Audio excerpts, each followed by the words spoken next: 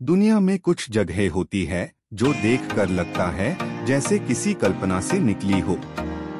बर्फ से ढाकी झीलों से लेकर आकाश को छूती पहाड़ियों तक, यहाँ प्रकृति ने अपना सबसे खूबसूरत रूप दिखाया है।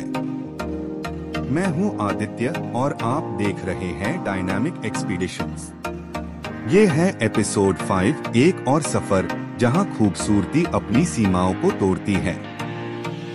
आज हम ले चलेंगे आपको दुनिया के 10 ऐसे स्थलों की यात्रा पर जो सिर्फ खूबसूरत नहीं, अद्भुत है। शुरुआत करते हैं इस रोमांचक सफर की। और अगर आप भी एक ट्रैवलिंग करने के शौकीन हैं, तो ऐसे ट्रैवल जर्नीज सिर्फ डायनामिक एक्सपीडिशंस पर हाई मिलेंगी। आज की 10वीं जगह है लेक नेत्रन, तंजानिया। ईस्ट अफ्रीका के ग्रेट रिफ्ट वैली के बीच एक झील छुपी है जिसका रंग है खून जैसा लाल।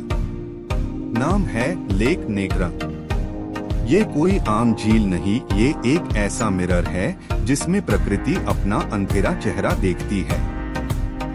इस झील का लाल रंग आता है एक रेयर फेनोमेनन से। यहाँ के अल्कलाइन वाटर्स में मिलते हैं सॉल्ट लविंग माइक्रो ऑर्गेनिजम्स जो ब्राइट रेड पिगमेंट्स बनते हैं। ये सेम पिगमेंटेशन फ्लामिंगोस के फेदर्स को भी पिंक बनाता है।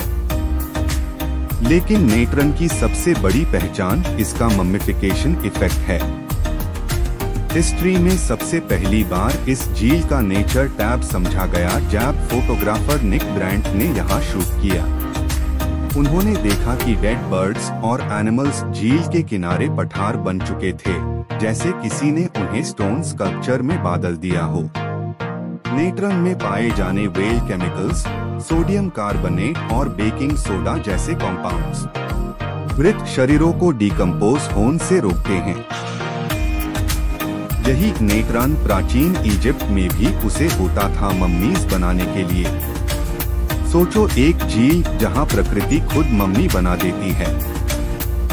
जब सूरज ढलता है तो इस लाल झील पर गिरती है एक ऐसी रोशनी जिसमें जिंदगी और मौत दोनों एक हाई फ्रेम में दिखाई देते हैं। ये है लेक नेत्रन। खूबसूरत लेकिन खतरनाक, एक प्राकृतिक कब्रिस्तान जहां हर चीज हमेशा के लिए शांत हो जाती है। आज की 9वीं जगह है मार्बल केव्स, चिली।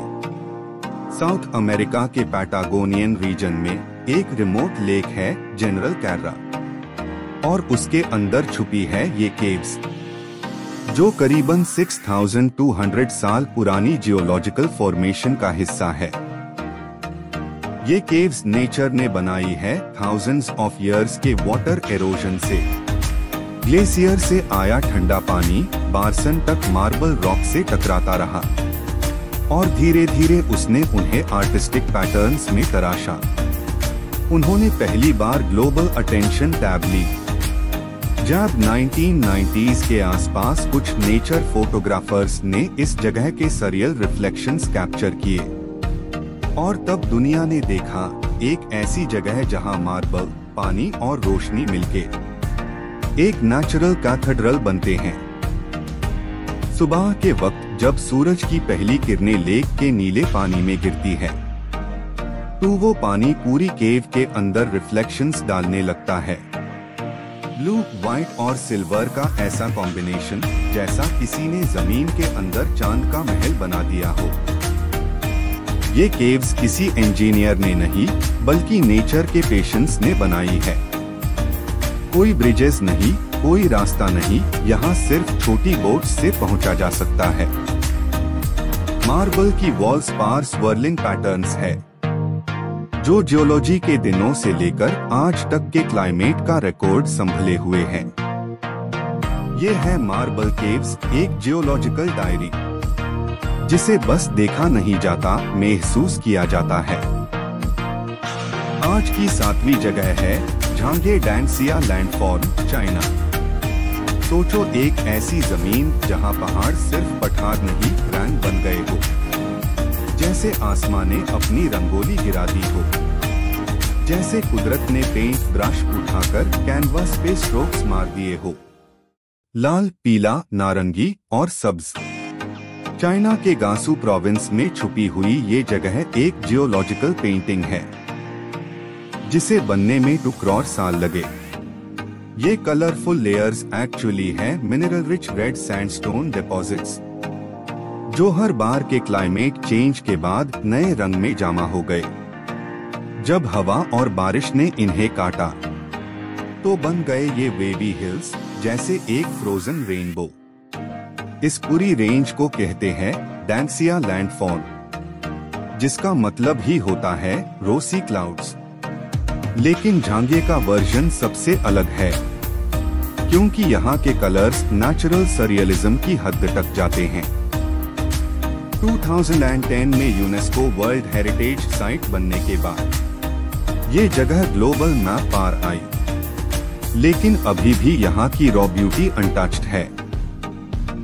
जब सूरज ढलता है तो ये पहाड़ ऐसे चमकते हैं जैसे जमीन ने दुपट्टा ओढ़ लिया हो।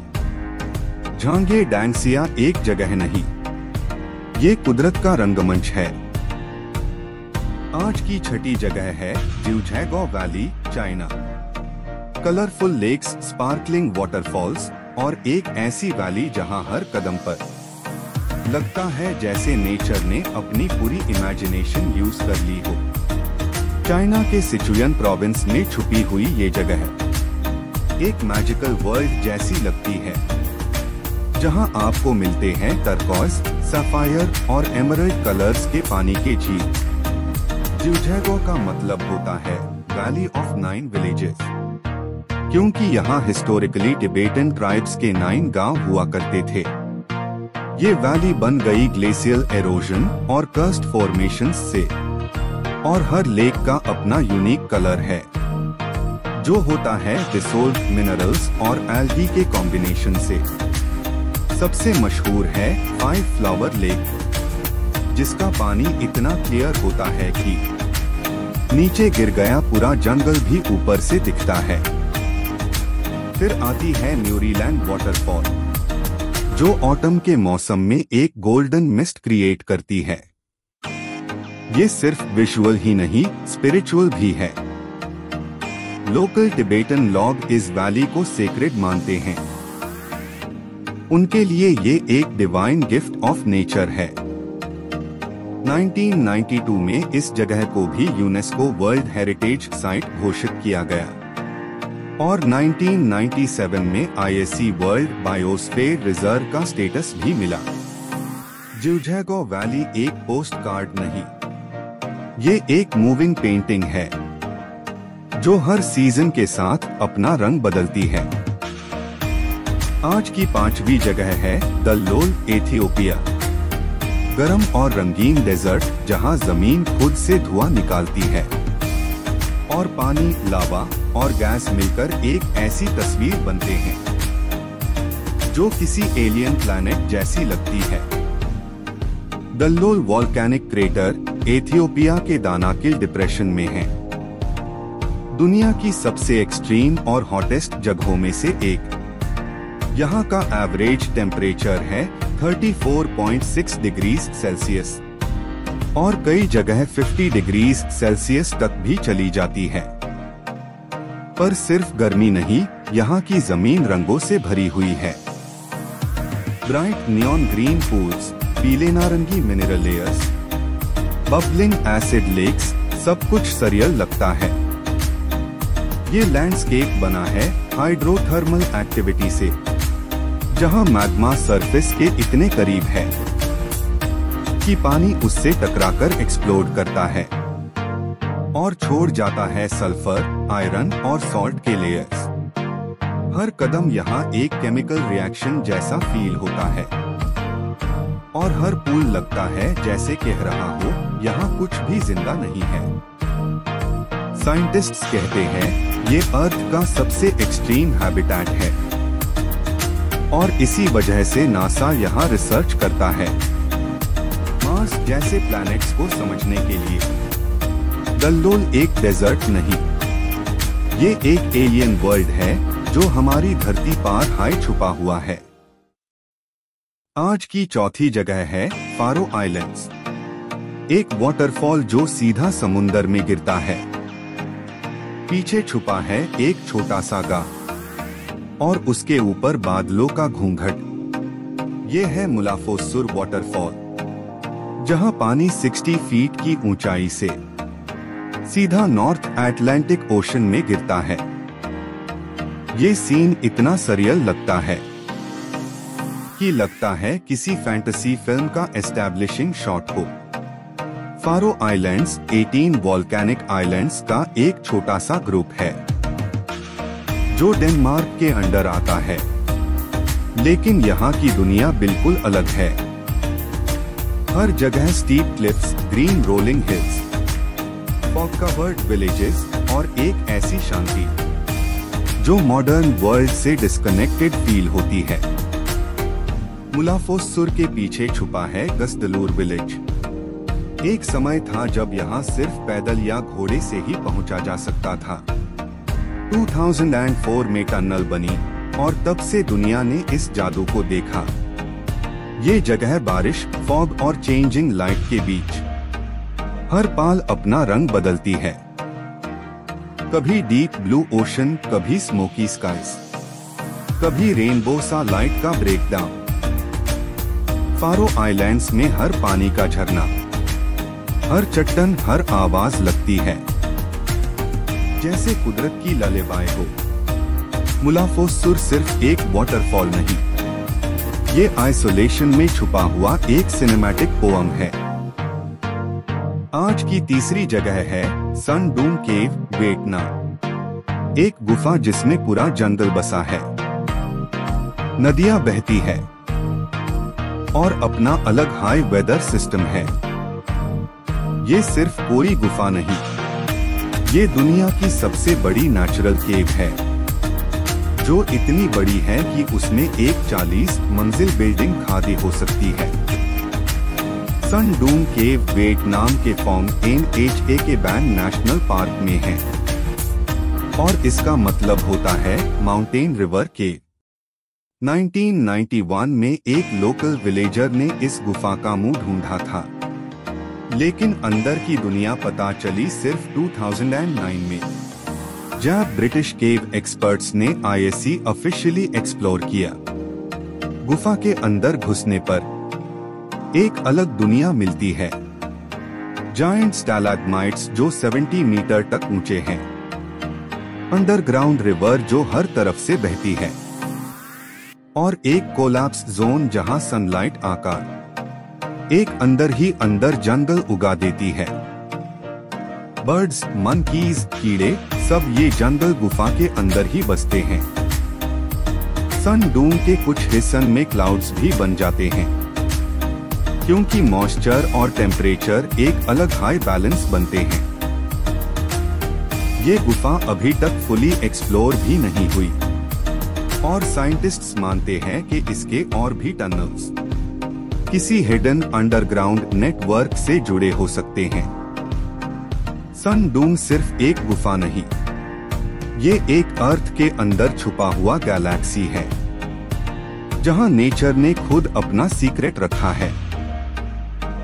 आज की दूसरी जगह है सिल्फ्रा फिशर, आइसलैंड। सोच के देखो, 2 कॉन्टिनेंट्स के बीच में तैरना, एक तरफ नॉर्थ अमेरिका, दूसरी तरफ यूरोप और बीच में सिर्फ पानी, एक क्रैक जो धरती को 2 हिस्सों में बांटती है। सिल्फ्रा एक अंडर वाटर फिशर है जो बना था रख और आग के बीच, जब आइसलैंड्स इनवलिर रिफ्ट वैली में। नॉर्थ अमेरिकन और यूरेशियन प्लेट्स लैक्स ऑफ साल पहले अलग होने लगे। पहले ये जगह सिर्फ एक ड्राई फॉल्ट लाइन थी, लेकिन जब ग्लेशियर मेल्ट वाटर इस क्रैक में आया तो ये बना एक अंडर वाटर वर्ल्ड, जहां हर साल कॉन्टिनेंट्स 2 सेंटीमीटर्स और दूर होते जा रहे हैं। 1789 में इस रिफ्ट के मूवमेंट्स ऑफिशियली रिकॉर्ड होने लगे, लेकिन सिल्फ्रा जैसे unique under water entry point का रियल एक्सप्लोरेशन सिर्फ 20th सेंचुरी में हुआ, जब डाइवर्स ने पहली बार ये सरियल क्लैरिटी देखी। ये ग्लेशियर वाटर लावा रॉक्स से 30 to 100 साल तक फिल्टर होकर आता है और इसलिए पानी इतना क्लीन होता है कि दुनिया की सबसे बड़ी अंडर वाटर विजिबिलिटी यही मिलती है, 100 मीटर्स तक। जब तुम इस क्रैक में टेट हो तो लगता है जैसे तुम अर्थ के पास और प्रेजेंट के बीच में हो। सिल्फ्रा सिर्फ एक डाइविंग साइट नहीं, ये धरती का जिंदा फ्रैक्चर है, जहां तुम लिटरली 2 कॉन्टिनेंट्स के बीच में हो, जहां हिस्ट्री अभी भी लिखी जा रही है। आज की पहली जगह है लेनकॉस मैरनहेंसेस, ब्राजील। रेड के बीच बैठ जाते हैं नीला पानी के लगून, जैसे कोई डेजर्ट ने ख्वाब देख लिया हो, जैसे समुंदर ने अपने आंसू रेड पार गिरा दिए हो।